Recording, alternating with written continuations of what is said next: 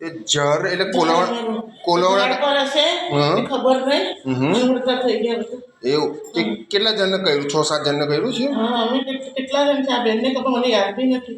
2 છોકરીઓ છે મારો એક નવાસો છે અને હસબન્ડ છે.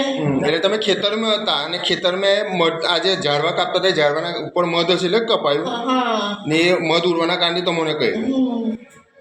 ઓકે.